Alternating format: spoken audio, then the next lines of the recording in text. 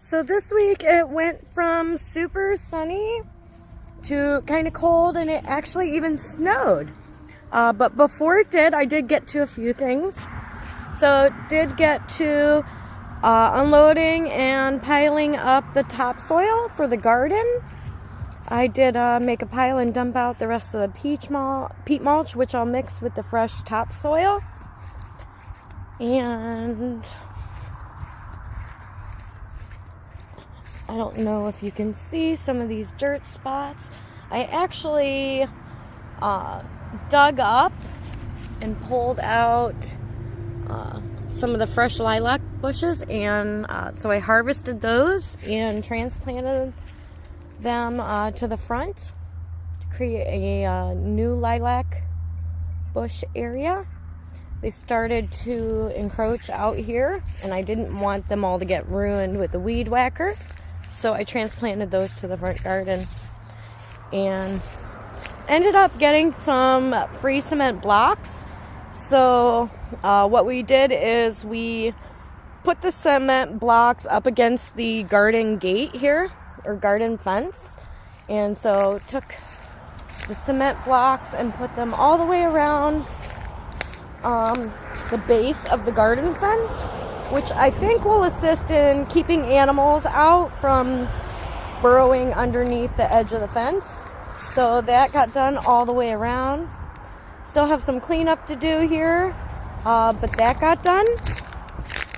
And haven't planted anything yet, so that will come soon. Still prepping the garden and doing a few things. Unfortunately, it did snow, so after having like 85-degree day, it snowed. So not gonna plant anything quite yet, but I'm gonna keep preparing on the nice days until May.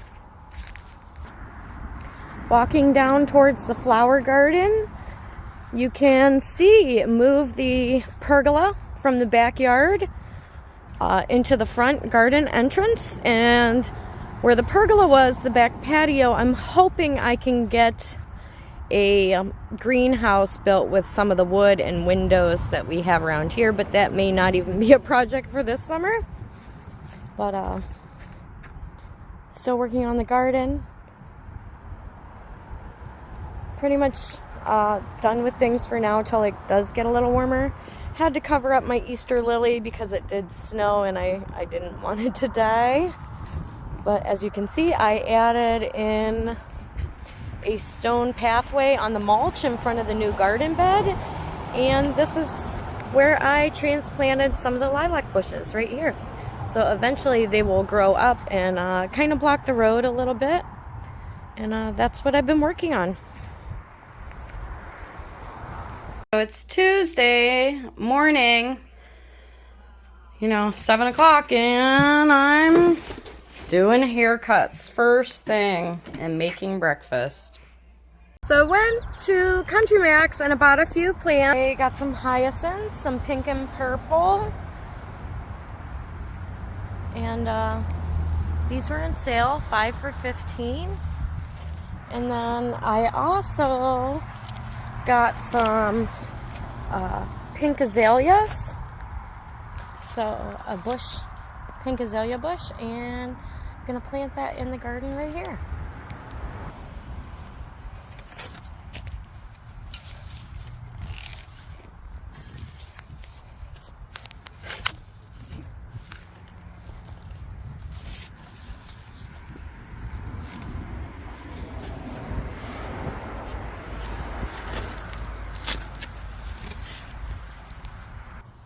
So I dug the hole out. So pretty good size hole. Just have to tilt the bucket and pull the roots out. All right, got that out of there.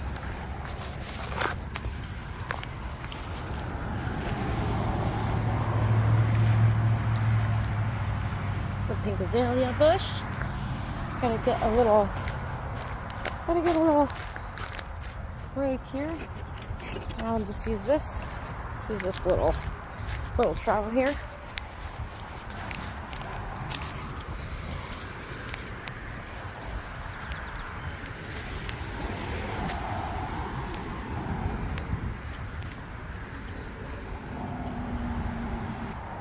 So I got the pink azalea bush in. So it has pink speckled flowers.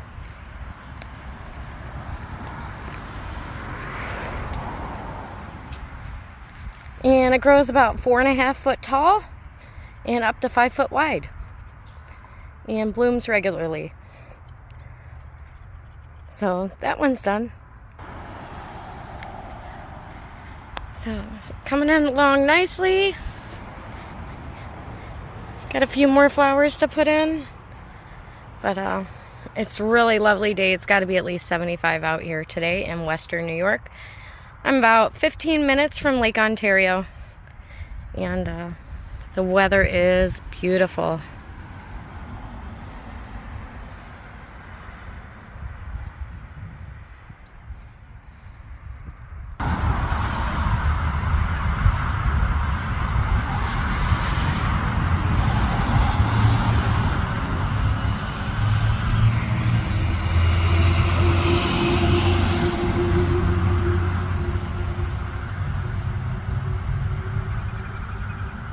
So I finally got my Masterclass. I'm in.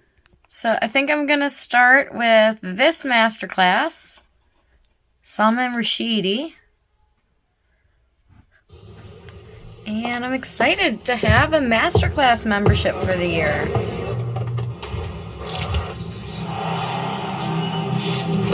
I do have a few guest passes available that are expiring soon. DM me to find out more.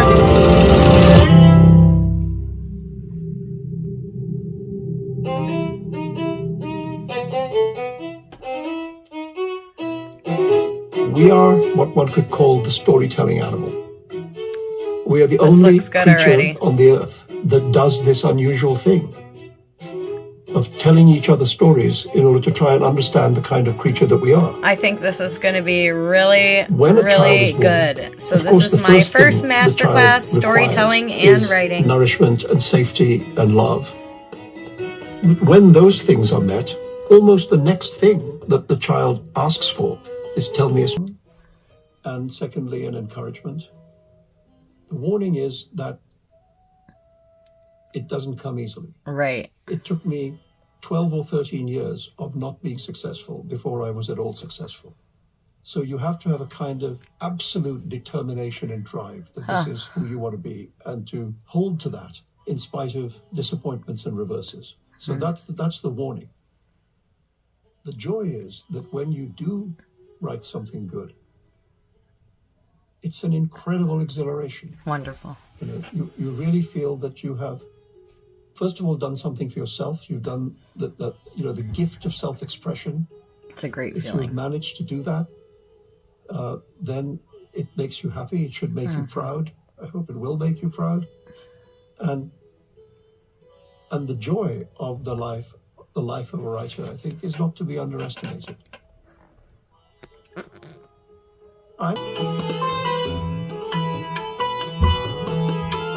Story.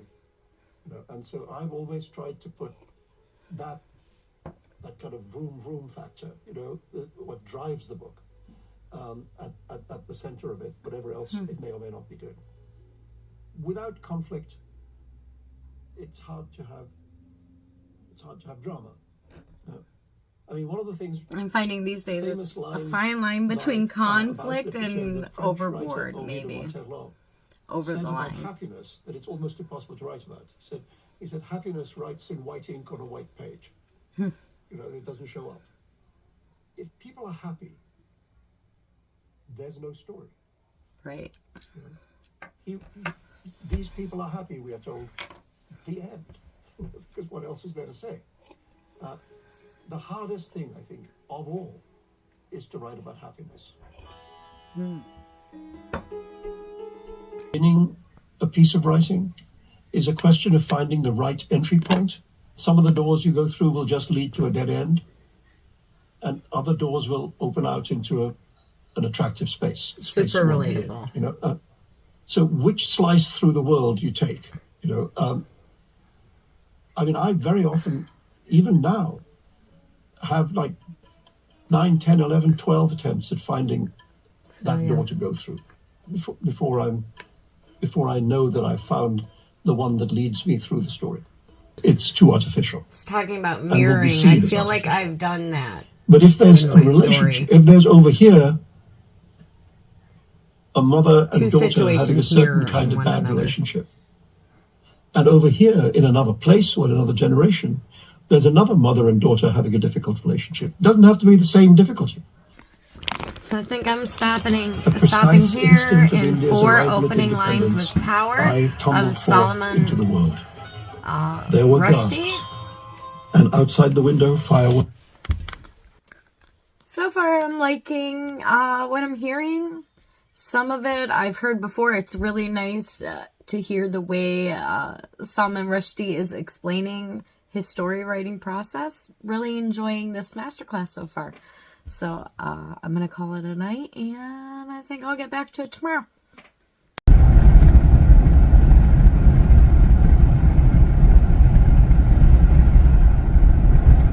Use the right 2 lanes to keep right onto State Route 33 west toward Goodell. You? For what? The restaurant calls.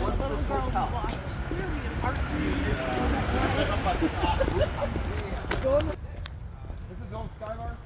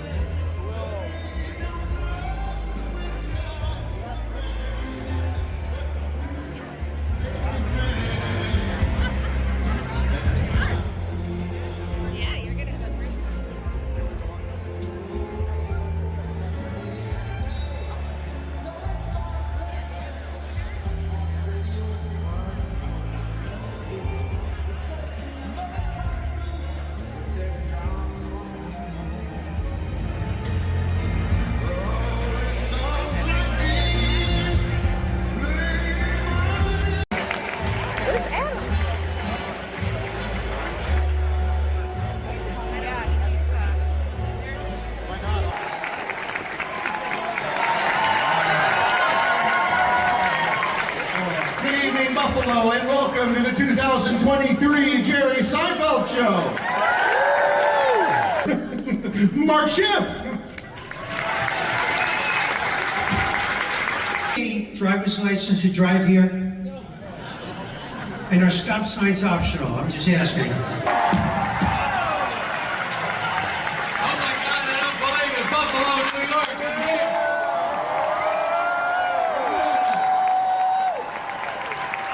Thank you very much. So good to be back with you. We made it. Some comedians freak out. I don't. I enjoy the dumbness of your excitement. I enjoy it. Did you get it? Yeah, I got it. You guys are too good. I gotta stay a couple more minutes. Thank you for standing up. So nice. Thank you, brother. So nice.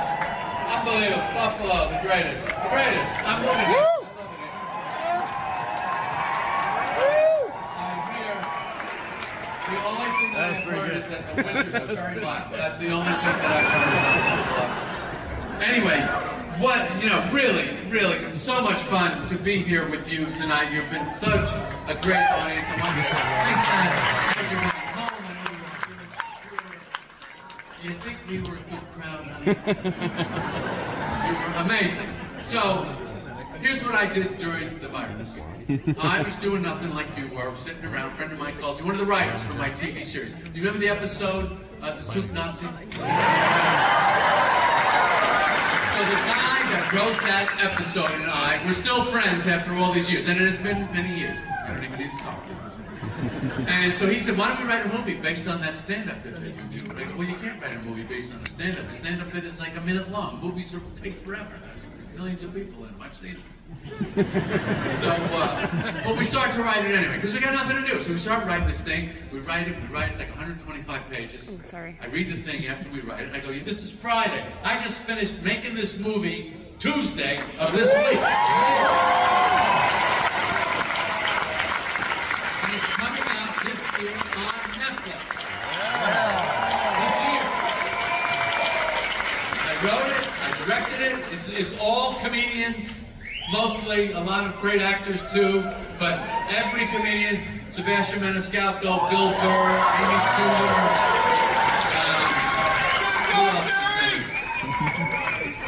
who else is 63. It is not a present time movie, it's what we call a period piece. This is why I grew my hair like this.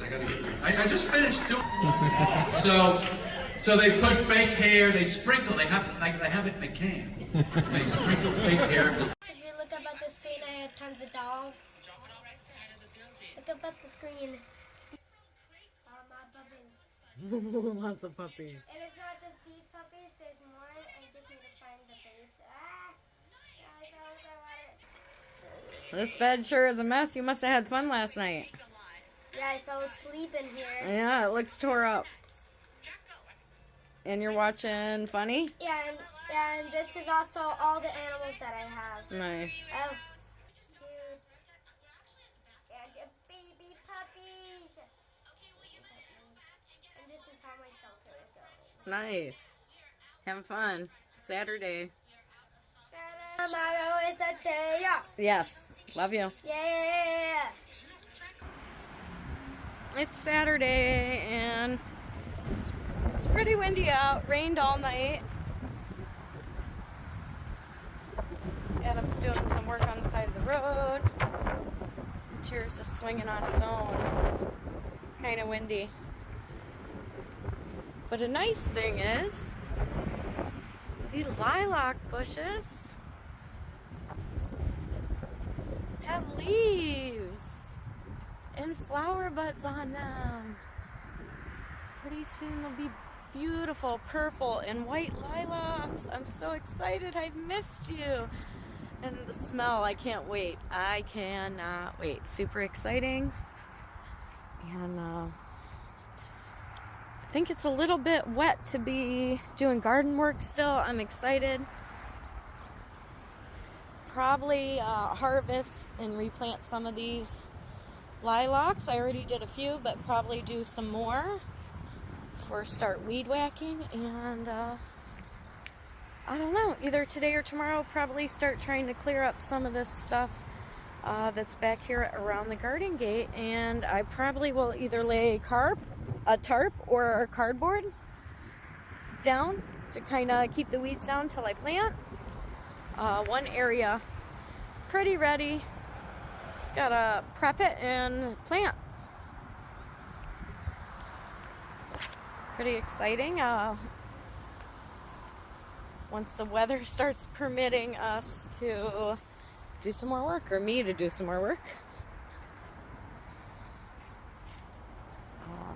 The husband is home this weekend. It's been nice, 2 weekends in a row, because he's such a busy man.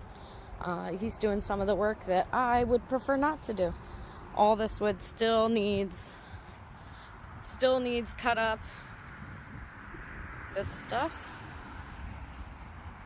How's it going over here? How's it going over here? Pretty good?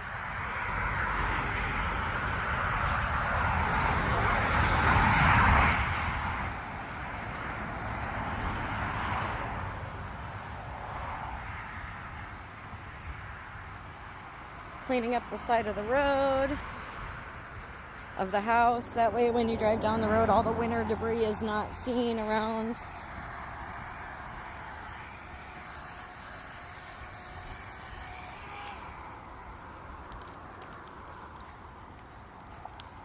Nice, just clean up stuff. How's the DeWalt saw working?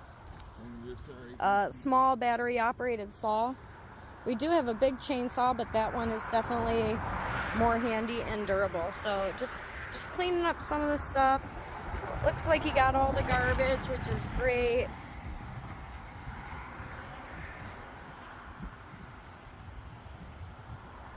Right up over there is the Erie Canal, up over the bridge there. Easy access for the canoes, and the boat launch is not far away. Everything's starting to get green.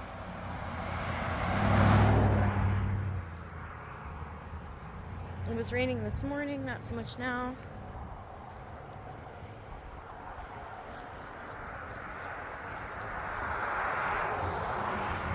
Good job, looks good. You're gonna cut the area up? Yeah. We'll have the kids sneaking down here. No. I hope not. I think there's a nice big nest up in there. See a bird's nest right there. See it right there. Up in the branches.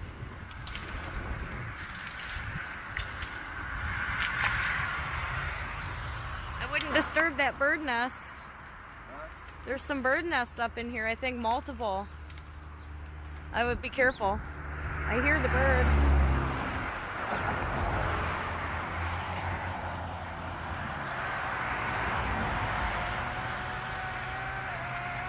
A good access point across the road with the four-wheelers here, because there's a long trail that goes back there.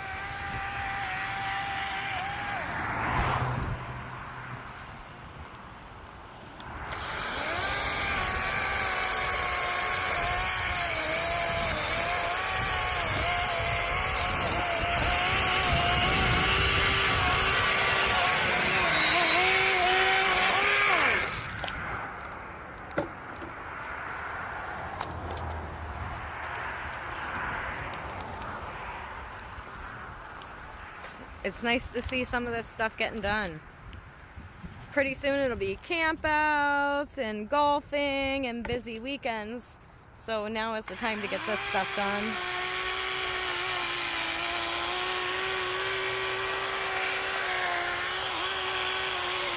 And admire my wonderful haircut work from earlier this week.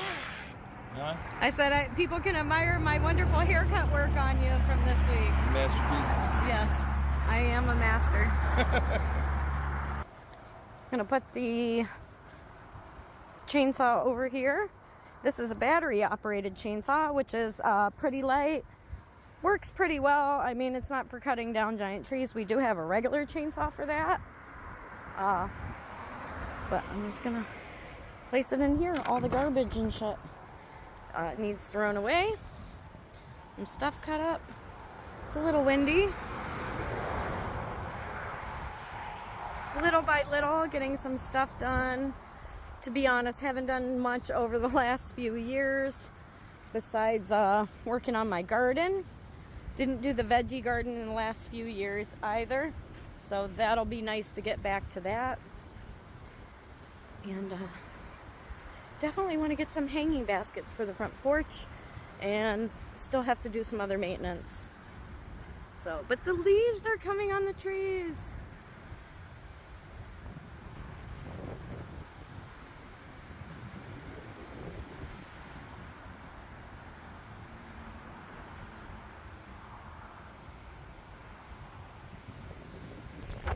So pretty soon we'll have to dig out the horseshoe pits.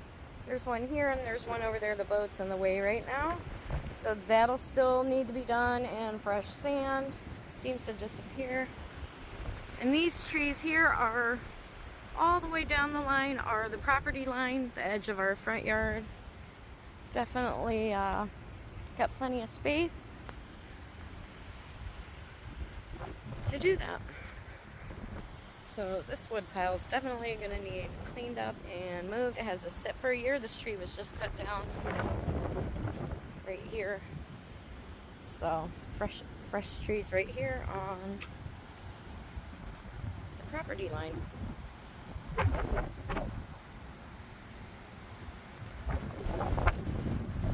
Which goes right on the edge of the yard. Right down here. And so tree line shows property line all the way down. Right through about here where the driveways split. So lots of stuff to maintain. Can't wait till the trees are full and I can sit on the porch and block the road a little bit. In the spring and in the fall when the leaves start to fall, it feels very bare. But spring is here and summer is about to begin really soon. So lots of stuff to do. And I plan on spending just a ton of time in my front garden, reading, writing, and bird watching. Took me a few years to get it to this point. Maybe someday I'll do an evolution of my garden video where you can see how far it's come over the years. So very, very happy with it. It is still, continuous work in progress. My happy place.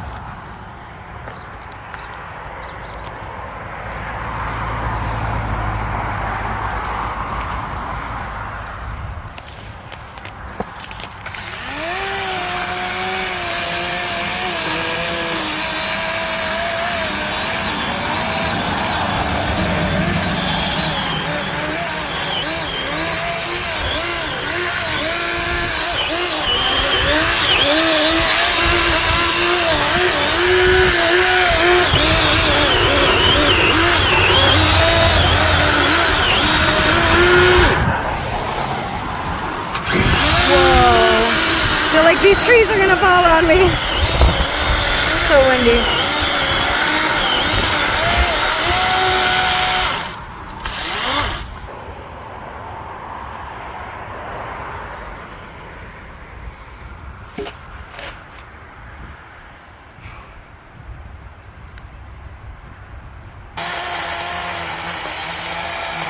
I'm glad you're doing the cutting.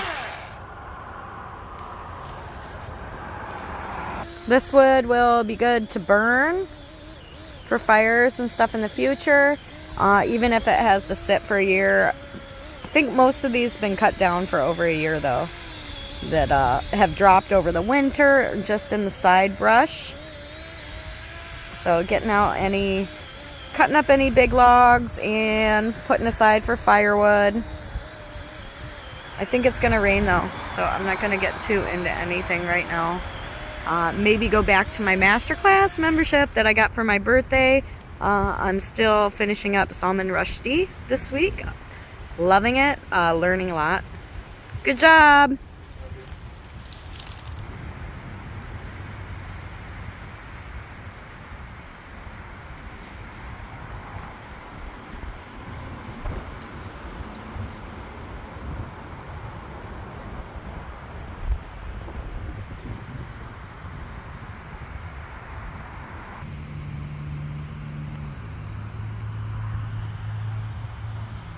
And how other people might see that character. There can be It's parts Saturday. of the book which It's a are little too subjective, yuck out written today, through the first so person view of I'm the character, gonna finish and up others which are objective, which come outside Masterclass. the character and look at it from outside. And You can have novels in which there's more than one first on person section character, 8 and of in Salman which the different Rushdie. narrators see the story the same way.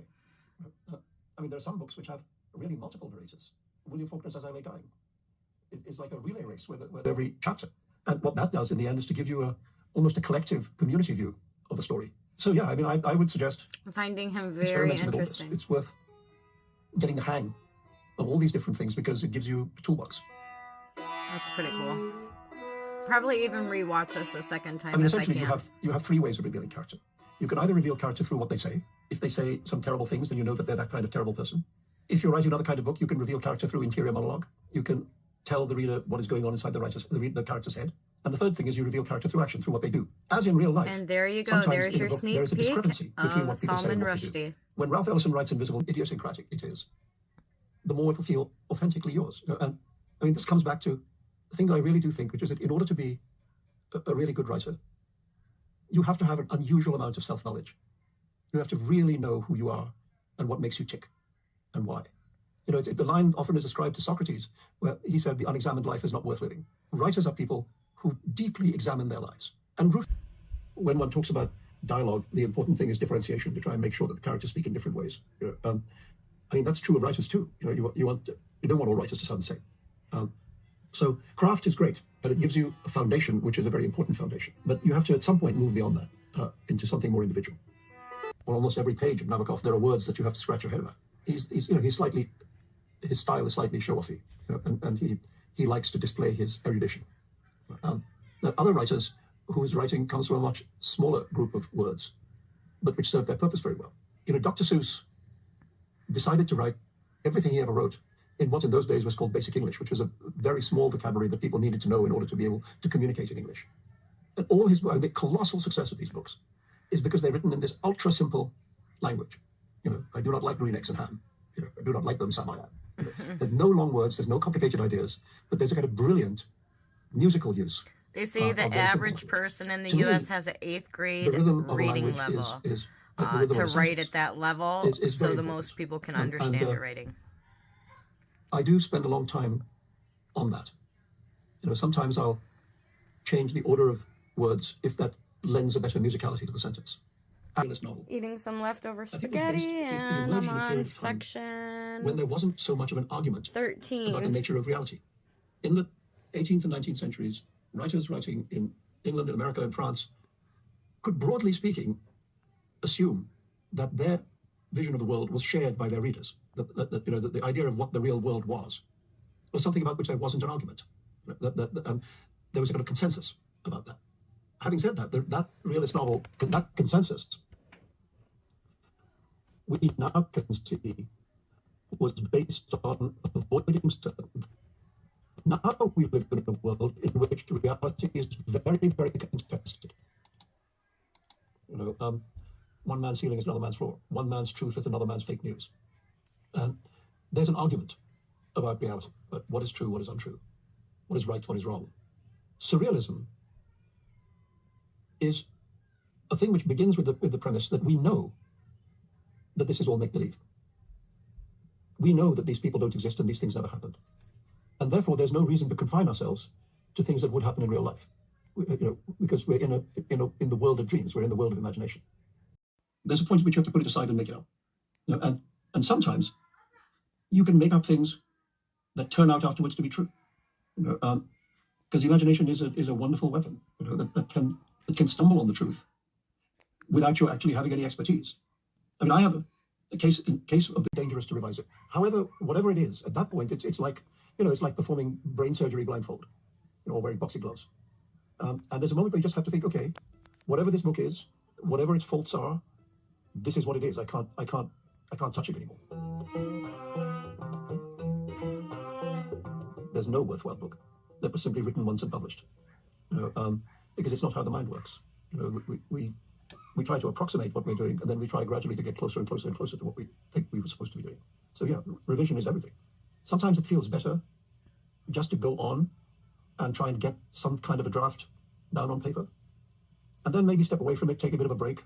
I've always found that just the act of getting to the end of a story or a book immediately shows me what I needed to do before. You get to the end and you think, oh, if you're going to be a writer. Splitting a taco salad for dinner tonight. It's Saturday, it's raining out, and I'm on section 17 of my 13 years Salman learning how to Rushdie. become a writer that was Gotta get it right, Salman Rushdie. So for me, it took me more than a decade of stumbling. Sit down at your desk, and you think, "What's in my head today?" And you just let something come out. Just let it come out, whatever it is, in whatever form, however fragmentary. You just allow your imagination a kind of open season without censorship. Just let it come out. And very often, the next day, you look at what you wrote before, and it's all garbage. And you go on with that. You go on writing garbage. And what I found is that through that very open-minded period of allowing your mind to go wherever it wants without restraint, what eventually begins to happen is that something sticks. You wake up in the morning and you're still thinking about the thing you were thinking about yesterday. And then the next day, you're still thinking about it. And then I ask myself, why am I still thinking about that? What is it about that that is the thing that I don't just immediately throw away? And out of that little germ that has shown up, very often the next book comes. I thought I'd try and sum it up by offering you some starting the last lesson of Salman Rushdie, section 19, 7 useful tips for writers. I found every lecture so far very useful, very relatable on a lot of levels, and then Salman Rushdie also gave me a lot of things to think about when writing a story. Like one hair from the goddess of literature. I don't mean physically dangerous to you, I mean artistically dangerous. Take risks. There's a thing I've always loved that in one of Hemingway's bullfighting books, he says the great matador works closest to the bull. I mean, I don't like bullfighting either, so it's not about that. But what he's saying is that if the bull is passing by so close that it brushes your thighs and goes past, then every move you make has to be perfect. Otherwise, you get a hole in your side, and it'll be disastrous. But if the bull is far away from you, it's not dangerous, but it's also kind of not exciting.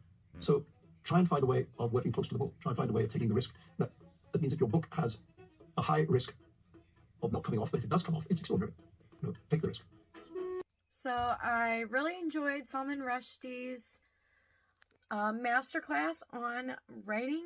It was a great watch for a Saturday that was super rainy, and I think I'm going to watch it again. So if you're interested in that, you should check out Masterclass. Thanks for joining me, and I hope you have a wonderful week. And this is me being basic as can be, makeup free, lounging on a rainy Saturday, watching Masterclass.